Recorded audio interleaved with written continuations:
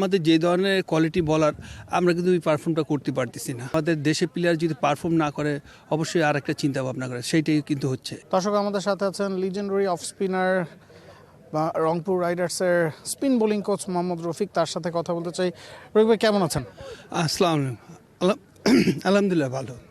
এবার রংপুর রাইডার্স দলটাতে বেশ কয়েকজন স্পিনার আছে যাদের আপনি দেখভাল করছেন। সুফিয়ান মুকিম পাকিস্তানি, খুশদিল শাহ পাকিস্তানি, ইফতিকার পাকিস্তানি। তবে দেশিদের কথা যদি বলি, নাইম মাত্রই যুক্ত হয়েছেন, আলিস আছেন যিনি একেবারে এক বিপিএল থেকে আরেক বিপিএল খেলতে আসলেন, রাকিবুল আছেন।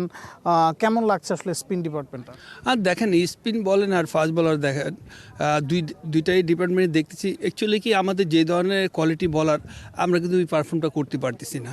তাই মনে করি আমরা এখান থেকে একটু পিছনে আছি। আমি একটু একটা প্রশ্ন করতে চাই। আপনারা গেল ম্যাচটায় যে হারলেন, সেখানেও আমরা দেখেছি বেশ কিছু স্ট্র্যাটেজিক্যাল চেঞ্জ ছিল। সুফিয়ান মুকিম দলে ঢুকেছেন, আলিসকে বাইরে রাখা হয়েছিল, একজন স্পিনার খেলেছে, রাকিবুল বাইরে ছিলেন, নাইম বাইরে ছিলেন।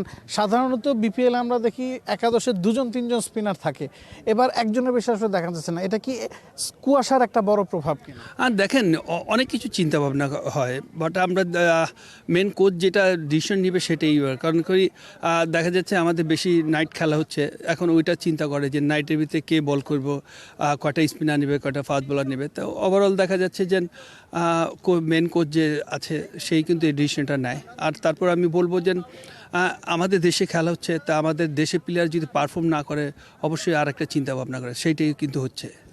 আলিস গেল বিপিএলের পর সরাসরি এই বিপিএলটা খেলছেন এবং তাকে নিয়মিত আমরা একাদশে দেখছিলাম। তার পারফরমেন্সের মূল্যায়ন যদি করতে বলি। আর দেখেন, ওভারঅল আপনি বললাম না যে আমরা দেখেন প্রত্যেকটা ম্যাচ কিন্তু দুইটা ম্যাচ হেরেছি, আর যেটি জিতেছি খুব টাইট ছিল আমাদের ম্যাচগুলো। বাট আমাদের বোলিং ডিপার্টমেন্ট আপনি যদি ভালো না করেন অ্যাকচুয়ালি জিততে পারবেন না। আজকে দেখেন ওরা কিন্তু 150 রান করে ওদের বোলিং ডিপার্টমেন্টের জন্য আজকে জিতে গেছে। আপনি যদি ওদের টিম আমাদের টিম দেখেন, তো আমরা কিন্তু অনেক অগতে এগিয়ে আছিলাম। বাট আমরা কিন্তু দেখা যাচ্ছে আমরা বোলিং ডিপার্টমেন্টে কিন্তু আমরা প্রথম পাওয়ার প্লে ভালো বল করতে পারিনি। আমরা প্রত্যেকটা ম্যাচে দেখেন আমরা কিন্তু এখান থেকে মানে আগে পিছনে আছি। বাট আমরা যেদিনকে কাম ব্যাক করবো, আজকে যেমন রানা খুব ভালো বল করতেছে, তো এরকম যদি আরেকটা ব্যাকআপ বলার আসে, দেখা যাচ্ছে যে ওই যেখানে 25 রান 30 রান হয়, দেখা যায় ওই ওখানে 20 রান দেবে, দেখেন 10 রানে কাটাল হবে। তো এরকম কিন্তু আমাদের এই জায়গাটাই আমরা পিছনে আছি। তা আমি মনে করি এই জায়গাটা যদি আমাদের লোকাল বলাররা যদি এটা চিন্তা ভাবনা না করে, বা লোকাল ব্যাটসম্যানরা যদি চিন্তা ভাবনা করে যে আমি বড় ইনিংস কীভাবে খেলো, তা আমি মনে করি যে না, দেখা যাচ্ছে আমাদের কিন্তু শিক্ষা নেওয়া হচ্ছে না।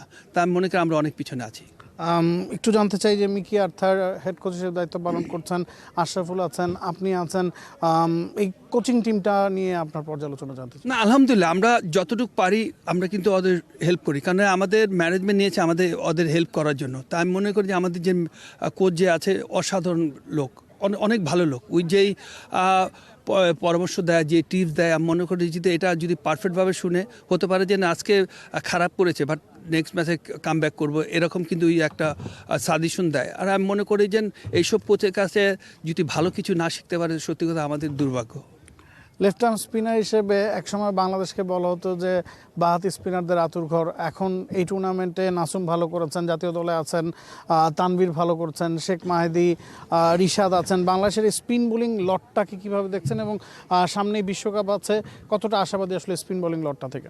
দেখেন, এটা আমাদের দেশের খেলা, বাট আমার দেশের খেলা কিন্তু আমার দেশের প্লেয়ারের সবথেকে আগে থাকবো। আমি বলবো যদি আমাকে জাজম্যান হিসাবে আমাকে বলেন, তা আমি বলবো যে আমি চাচ্ছি যে বাংলাদেশের প্রথম 5টা প্লেয়ারে বলাররা এগিয়ে থাকবে এবং 5টা ব্যাটসম্যান যেমন আমাদের এগিয়ে থাকে। তা আমরা কিন্তু আমার প্ল্যানিং এটাই থাকবে, বিকজ আমার দেশের খেলা যদি আমরা না পারফর্ম করি, তা আমাদের দেশে ক্রিকেটটা কেমন ডেভেলপ হচ্ছে আমরা কিন্তু বুঝতে পারবো না। তা আমি মনে করি যে দুইটা ডিপার্টমেন্টে আমি বোলিং বলেন ব্যাটিং বলেন, তা আমি মনে করি 5 জন যদি চয়েস করেন, তা আমাদের দেশে জীবন থাকে। তা আমি এটাই সবথেকে বড় আশা করবো তাদের। ধন্যবাদ রফিক ভাই, ধন্যবাদ আমাদের সাথে যুক্ত হওয়ার জন্য। দর্শক, আমাদের সাথে ছিলেন রংপুর রাইডার্সের spin bowling coach Mohammad Rafiq এবং বলছিলেন যে তার ডিপার্টমেন্টের বিশেষ করে বোলিংটা রংপুর রাইডার্সের খুব একটা সুবিধার হচ্ছে না এবং রান তারা বেশি কনসিড করছে।